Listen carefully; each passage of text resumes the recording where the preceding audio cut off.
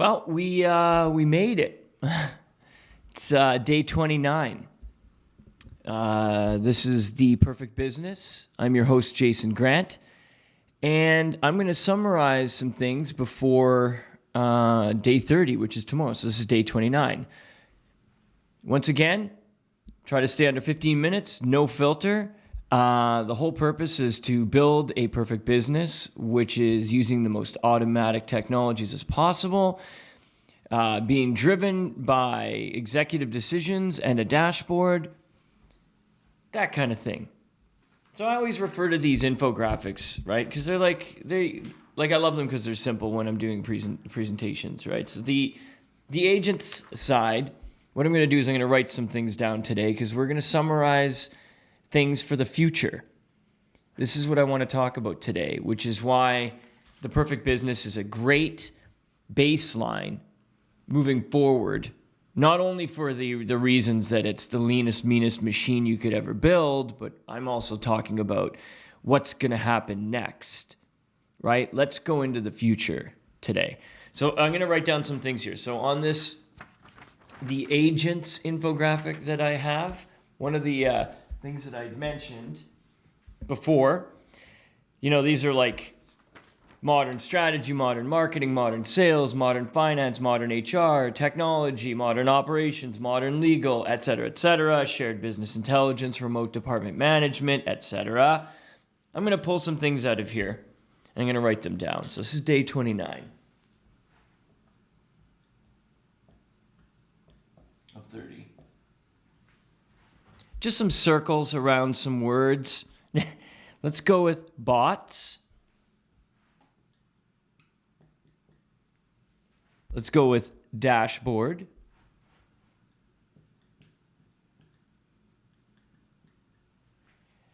And let me just write something else down here as well. I'm going to write down Miro. Okay?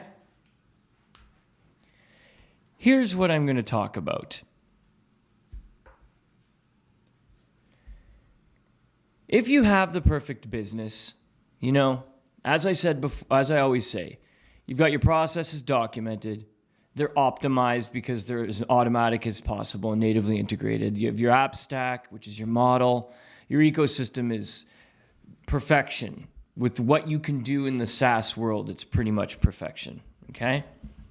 So everything has been laid out. You know your protocol. Your team knows the protocol. Everybody's modern proficiency is expert or advanced, right? Or advanced or expert, whatever you want to say. What is going to happen in the future? I can tell you that the science fiction of business operation could be now compared to a lot of people that have been running businesses traditionally. If you watched or listened to any of this that I've just been putting on the internet for these 30 days. But how about I go a step further? When I talk about, I don't like talking about AI very often because it's not about sentience to me. I always say it's when you follow the SaaS world as much as I do, you can see that what's happening is we are funding AI by paying for shortcuts, by paying for the path of least resistance. That's how it works. We're funding AI. So the pre-AI, which I consider the human behavior, the simplest of human behavior, like mimicking human behavior and human decisions with software. If we're paying for it, we want it. So the faster, the more shortcuts, the better. That's just where it's going. So what is going to be the next thing? Well, it's easy to say that native integration has opened up like app-to-app transactions, cloud-to-cloud transactions, SaaS-to-SaaS transactions, has opened up like so many things, and the idea isn't new. It's new, might be new to you, but it's not new. And like things like Zapier, they're just using that idea to the next level. And then, of course, you have Postman if you want to do customized API stuff. That's great. let's talk about workflow for a second here, okay? So workflow inside the SaaS platform is specific to the SaaS platform. But let's imagine that gets more universal. Like, I'm going off of here because we're on the final day. Like, the perfect business, why I wanted to get here is so that I can have conversations like this now, which is like way more forward, because it's like having someone supervise your HubSpot because you don't know how and you don't want to and you can't and your setup stunk, whatever, all that's great.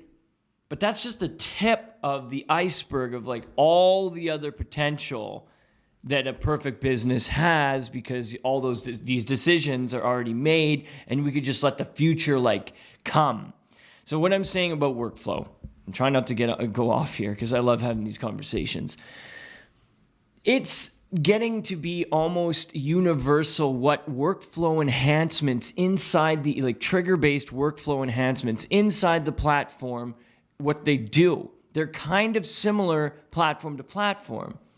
So if we start thinking about workflow as a universal workflow where the same types of transactions can be communicated no matter what natively to another SaaS platform, well, now we're getting crazy, because that's when autoflow kicks in, right? Like designing your own workflow application to application just by dragging and dropping an application into the workflow. And then also dragging and dropping an avatar, which is the role or the responsibility, and assigning a name to it, a human name. You see? This is where I see it going. I see it going like, that's why I mentioned Miro, because go take a look. That just the idea you can draw a map, if they go in the direction of expanding into the functions of what a SaaS platform does, like say, for example, you could just go in and drag in like 0, and then Miro recognizes the function of 0, and then inside Miro, it's also got, role avatars. So it may not be Miro, but Miro is a good example of an application that could do this.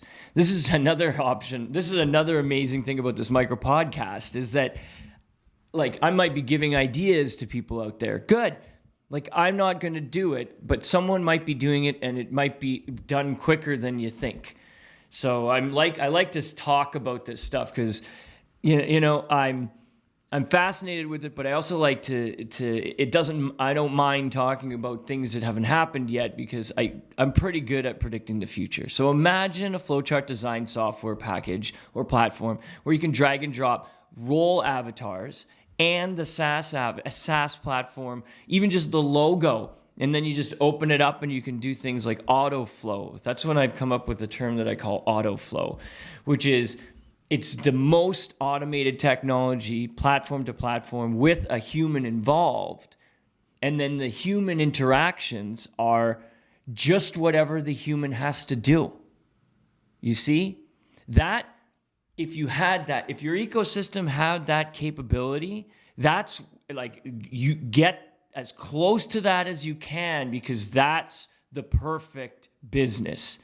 The most perfect is if you had autoflow and protocol and some sort of role and responsibility like icon, avatar for that team member. That is wild to me, because if it gets there, we're going to be building businesses with just one application environment that taps into all of the SaaS platforms automatically that we put into the workflow. You see what I'm saying there? That's crazy. I've been told that there are some enterprise level applications that sort of do that, like they wireframe the infrastructure of certain areas of the corporate areas, and it's like drag and drop, etc. But having it like that is wild to me. Like scale is a joke at that point, And if everything's written in a dashboard, so that's why I wrote down dashboard. Here's where I can go even further. So say you got Miro, something like that, and it includes humans, roles, and it also includes opening a SaaS platform and connecting inside that platform wires in an auto flow. So the workflow in one platform is multi-SaaS, right? Like drag and drop, easy for you, not customized anything. Well, if you go to the dashboard now, which is just, the KPI, the metrics, the what you would print or what you would have been printing as a report or producing or exporting as a report is real time in a dashboard. One pane of glass, as they say, for each corporate area, or you can customize it any way you want. Dashboarding applications like DataBox have the capability of, because I said benchmarking, etc., they can go one step further. They can have you, they can indicate for you as an owner when something is needing your attention based on algorithmic data pooling discovery of what they already know about those decisions that have to do with those KPIs and those metrics, right? So it's like they can speculate the analytics that you would have to make an executive decision with, right? So now the app becomes interactive. So the dashboard becomes interactive because it'll prompt you. And then let's just say somehow you've already calibrated those prompts. So you are just saying yes or no, binary answers to questions that the dashboard will ask you, or an application like the dashboard, maybe that it hasn't existed yet. So if now you're just getting simple questions that you can executively answer, everything's financially worked out in some sort of expense budget relationship with ROI, KPI, etc., because it's all just formula, it's business intelligence, it's math, it's everything. And you've got pre-AI working for you, AI if you want to say that. It's machine learning, data pooling, right? Benchmarking. It's all algorithms. Now you could see the simplicity. Like it's only getting easier because the software is getting better. So the simplicity of, making correct decisions. If you have everything in what I'm talking about, everything we built up to this point, if you have all of that, then when these features come out, those are the features I see coming out later on. That's like your dashboard will become your everything for sure. And why did I write down bots? Well, that's the obvious part. Because if now you've got like autoflow, right? You've got everything connected. You have predetermined executive decisions or like functions inside the dashboard so that they only require your human attention. Well, if you got bots in there, well, those can be connected to some of all the other decisions. So now you can see how automatic this gets. It gets like the ecosystem becomes almost a perfect machine with software.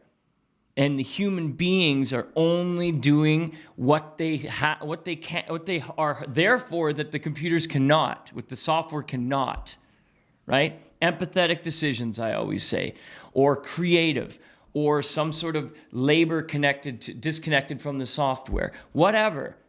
But it is getting there very fast, and like that, the robots are coming that I have said in the past. This is the explanation, like the build to it, where you have like a small or medium business, you come up with an idea, and we're all getting to the same place because we're all using similar SaaS platforms and we're all making similar decisions. There's a good and a bad way to do it. That's why I kind of wanted to iron it out and then to just show step by step along the way. But if we're going to the future and I'm just focusing on like Miro, a bot design and data box or a dashboarding application because I can see the things that come out of that. Now we're cooking. This is like super forward, but you're prepared now for that. And that should be a competitive advantage. You should now you should see, you have no excuse. If some businesses start making these decisions and getting to this point, you can't just be like, oh, I didn't see that coming. Oh, no. It's been happening for years. It's just you've been not paying attention to the evolution of technology and business. And that's day 29 of The Perfect Business. Day 30, tomorrow, I'm just going to do a summary, story, motive, and then I'm going to take off to Costa Rica.